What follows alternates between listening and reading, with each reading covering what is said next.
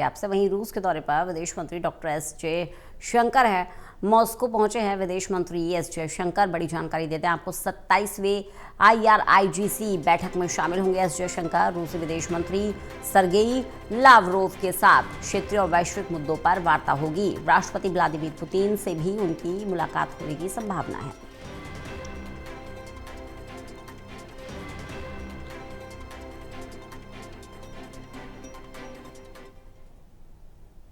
प्रदीप कुमार हमारे साथ, हमारे एसोसिएट एडिटर जुड़े हुए हैं ज़्यादा जानकारी के साथ। प्रदीप जी, एस जयशंकर रूस के दौरे पर हैं और क्या बड़ी बातें इस दौरे की रहने वाली हैं?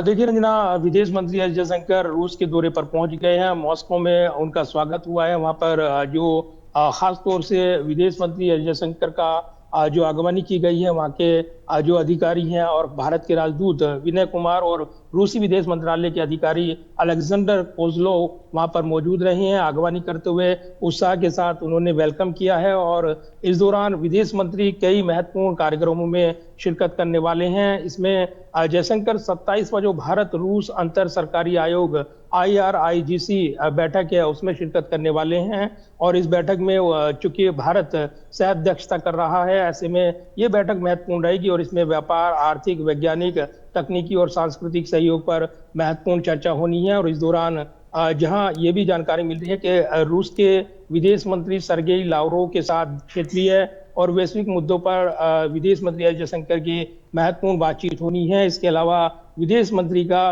राष्ट्रपति पुतिन के साथ भी मुलाकात का कार्यक्रम है, उसकी जानकारी साझा की जाएगी।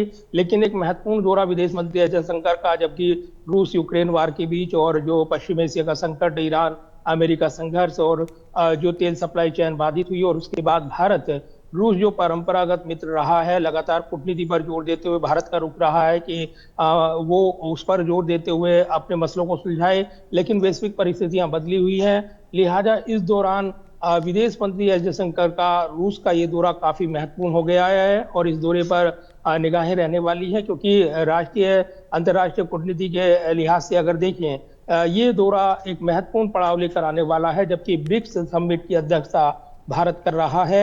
ऐसे में ब्रिक्स समिट के दौरान जो बैठकें देखने को मिली है और रूस का जो सहयोग रहा है वो काफी महत्वपूर्ण रहा है। इसके अलावा अगर देखें तो NSA अजीत डोभाल चीन के दौरे पर हैं और कहीं ना कहीं ब्रिक्स समिट को सफल बनाने के लिए भारत लगातार यहाँ पर अन्य देशों के संपर्क में है बदली हुई परिस्थिति में, जबकि हम देख रहे हैं रूस यूक्रेन वार, इसके अलावा पश्चिम एशिया संकट। लेकिन भारत ने सदी हुई कूटनीति के जरिए अन्य देशों के साथ अपने संबंधों को मजबूत रखा है और कहीं ना कहीं भारत के हितों को प्रभावित नहीं होने दिया है और इसीलिए विदेश मंत्री एस जयशंकर का रूस का ये दौरा काफी खास माना जा रहा है। बने रहेगा प्रदीप जी, जानकारी लेते रहेंगे आपसे। वहीं